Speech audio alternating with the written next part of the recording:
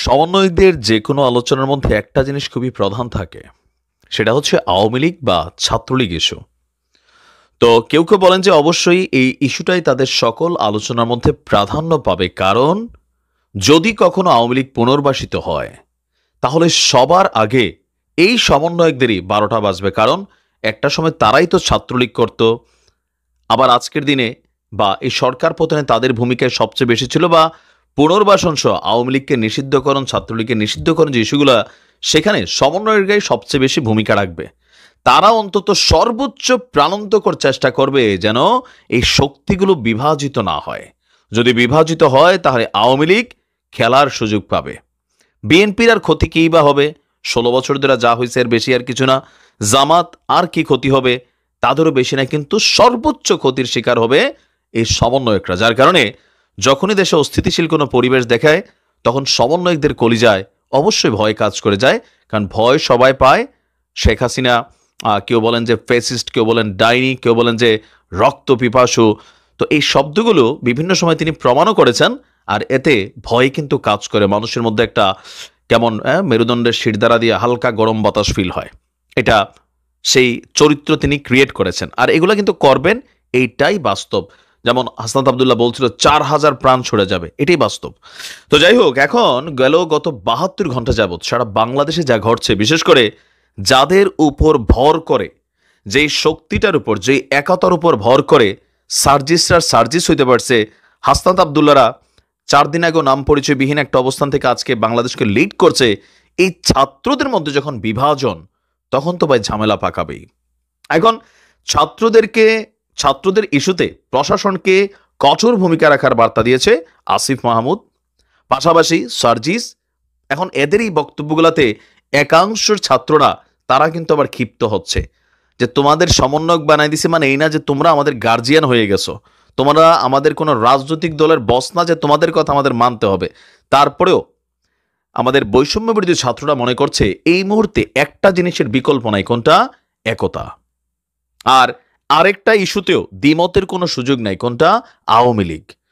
তো গতকালকে সারা বাংলাদেশে যে ঘটনাগুলো ঘটছে, এর মধ্যে ঢাকা শহরে বিশেষ করে আমরা আমাদের university, college, polytechnical institute, Butex থেকে শুরু করে স্কুল লেভেলে যে ঘটনাগুলো ঘটেছে গতকালকে, সেগুলোর জন্য আমাদের বৈষম্য বিরোধী ছাত্র আন্দোলনের যারা সমন্বয়করা আছেন তারা একটা জরুরি বৈঠক ডেকেছিলেন। তবে সম্ভবত সোহরাওয়ার্দী কলেজের পোলাপাইন এবং কি কবি নজরুলের পোলাপাইন তারা এখানে আসে নাই।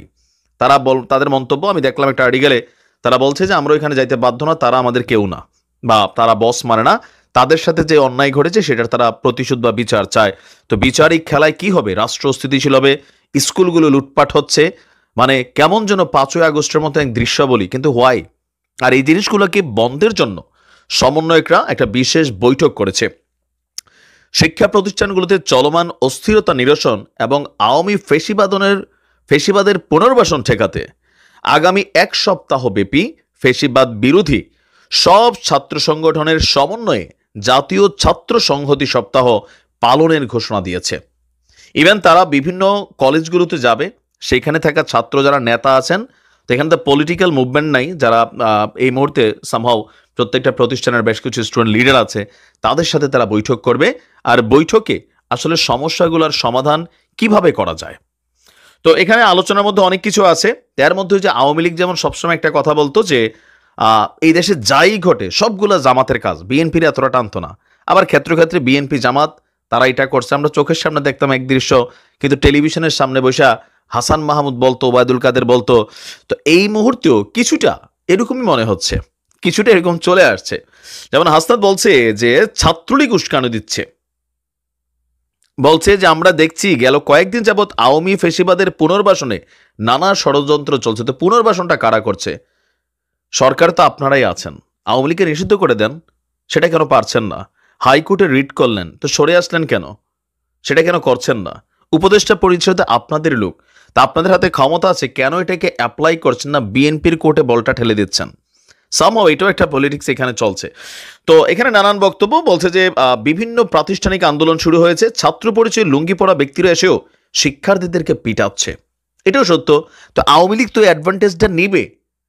জুলাই আগস্টে শেখ হাসিনা বারবার বলছিল যে ছাত্রদেরকে সামনে রেখা পেছনে রাজনৈতিক দলগুলো খেলা খেলছে। তো এটা তো 5ই আগস্টের পর আজকে একদম পানির মতন পরিষ্কার খেলা খেলছে, তখন এগুলো কেউ বিশ্বাস করে নাই।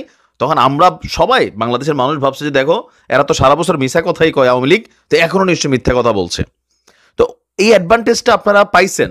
এখানে অনেক সমন্বয়কদের মধ্যে অনেকে শিবিরের অনেক লোক আওয়ামী লীগের সাথে ঢুকা ছিল, ছাত্রলীগের সাথে ঢুকা ছিল। এই হাসনাত বা সার্জিসরাও তো ছাত্রলীগই ছিল, তাই না? তখন তো এগুলো বোঝা যায় নাই। তো এখানে সরকার তৎকালীন সময় বাঁটে পড়ছিল। এখন আজকের দিনে তারা যেমন বিভিন্ন পরিচয়ে ছাত্রলীগের মধ্যে অনুপ্রবেশ করে তারা ঘটনা ঘটাইছে, তো ছাত্রলীগও তো কখনো ভাই পুতির মালা গলায় দিয়া, কখনো সীসা দিয়া, হ্যাঁ, জয় মা কালী এরকম বইলা, বাবা রাম টাম বইলা বিভিন্ন জায়গায় কিন্তু নাইমা গেছে, এটা সত্য। আর এটাই রাজনীতি।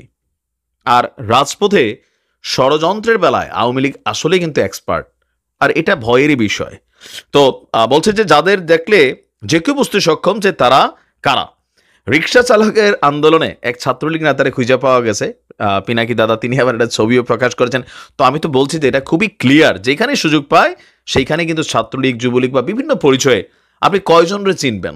যারা পোস্ট পদবিতে ছিল তাদেরকে চিনবেন, কিন্তু যারা বিভিন্ন কোনো পদে টদে ছিল না, যাদের মনে এখনো ছাত্রলীগের প্রতি ভালোবাসা আছে, বঙ্গবন্ধুর প্রতি ভালোবাসা আছে, আপনি তো চাইলে এটা এখন বন্ধ করে দিতে পারবেন না। এটা অন্তরের বিষয়। আওয়ামী শাসনামলে 16 বছর জামাতকে নিধন করার যথেষ্ট চেষ্টা চালাইছে, কিন্তু যাদের ভেতরে জামাতের প্রতি শ্রদ্ধা ছিল, এটা কি কমছে না বাড়ছে? বাড়ছে। যত নিপীড়ন হবে বাড়বে। তো আজকের দিনেও অনেক মানুষের ভিতরে আওয়ামী লীগ, বঙ্গবন্ধু, শেখ হাসিনা এগুলো বসবাস করে। আপনি চাইলেই রাতারাতি এগুলোর কম্পিউটার প্রোগ্রামের মতন, হ্যাঁ, রিসেট বাটনে ক্লিক করে ডিলিট করতে পারবেন না। তো তারা কিন্তু নানানভাবে এগুলাতে অংশগ্রহণ করছে। আর আওয়ামী লীগ স্বাভাবিকভাবেই পরিচিত কোনো ফেস দিয়ে তো কাজ করবেন। আপনি দেখেন শেখ হাসিনা ফোন দিচ্ছেন কারে? সেই প্রত্যন্ত গ্রামের অঞ্চলে থাকা এক ছাত্রলীগের নেতা বা একজন চেয়ারম্যান, একজন আমজনতা, মানে আওয়ামী লীগের সাথে কানেক্টেড। আপনি বুঝতে পারতেছেন এমন এমন জায়গাগুলোরই আওয়ামী লীগ ব্যবহার করছে যেখানে সরকারের ইন্টেলিজেন্স ডিপার্টমেন্ট নজরদারির বাহিরে আছে। এখানে হয়তো বড় বড় জায়গাগুলোরে ফোকাস করা হচ্ছে। তো এখানে মোট কথা, এখন তারা গতকালকে যে আন্দোলন করেছে তাদের যে বক্তব্য ছিল, এখানে অনেকগুলো দল উপস্থিত ছিল।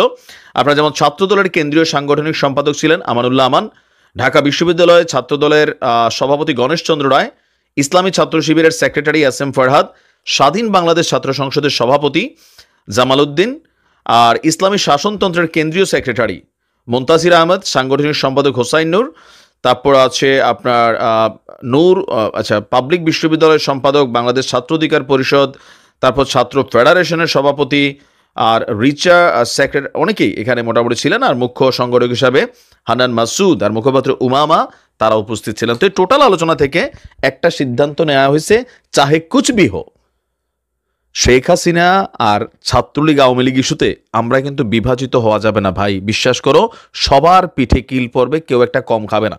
কিল না, ডাইরেক্ট ফাঁসি, এটাই হবে, এটাই বাস্তব। তো সেই কারণে ছাত্রদের উচিত কি এখন একতা থাকা। কিন্তু সেই একতা থাকাটা আসলে কত সোজা? যখনই স্বার্থের বাহিরে যায় তখনই কিন্তু আওয়াজ ওঠে 1 2 3 4, সব শালারা বাটপারি। আওয়াজটা কেন আসছে? লিগেল হোক ইলিগেল হোক, একটা কলেজ একটা আবদার করে বসতেছে, একটা ছাত্র সংগঠন একটা আবদার করে বসতেছে। এটা কি এই মুহূর্তে কতটুকু পারফেক্ট বা কতটুকু জরুরি এই ফোকাস নাই। মানে করতেছে রাজপথ বন্ধ করো ভাই, একদম গাড়ি ঘোড়া বন্ধ করে দিত। কোন দিন যে পাবলিক নেমে কিলানো শুরু করে সেটা তো আরেকটা ইস্যু হয়ে দাঁড়াবে। বিভাজন হচ্ছে না, রিক্সাওয়ালা বলতেছে আমরা তো তোমাদের পাশে ছিলাম, তোমরা আবার আসছো আমাদের বিরুদ্ধে। পুলিশ আছে মাইনকার চিপায়, পিটাবে নাকি মাইর খাবে? তো পুলিশকে তোমরা খেলো, আমরা রাজপথে আছি, বেতনটা পাইলে হয়েছে ঠিক মতো, আলগা কামাই তো নাই। তো সব মিলিয়ে বৈষম্য বিরোধী ছাত্র আন্দোলনের ছাত্রদের উদ্দেশ্যে একটাই কথা, যে কোনো জিনিস অর্জন করা সোজা। অনেক কিছু চাইলেই বা কপালের জোরে মানুষ পায়া যায়, কিন্তু খুবই হার্ডেস্ট ওয়ার্ক হচ্ছে সেই জায়গাটা ধরে রাখা, সেইখান থেকে নিজের অবস্থানটাকে আরেকটু উপরে নেওয়া। এটা কিন্তু মেধা, দক্ষতা, যোগ্যতা, কেয়ারিং ইস্যু। আপনার একটা চাকরির দরকার, আমি একটা ফোন দিয়ে একটা জায়গায় চাকরি দিয়ে দিতে পারি, কিন্তু সেই পোস্ট থেকে আপনি কি নিয়মিত চাকরি করতে পারবেন, নাকি আপনি বরখাস্ত হবেন, নাকি 2টা প্রমোশন নিয়ে ওই কোম্পানির সিইও হবেন, এই টোটাল জিনিসটা আপনার মেধা, মননশীলতা, তারপর হচ্ছে কর্ম, সকল কিছুর উপর ডিপেন্ড করে। যার কারণে একটা খনার বচন আছে, আল্লাহ দিল ধুইতে গেল, আফসোস করতে পারবেন লাইফ টাইম, কোনো কাজে দেবে না।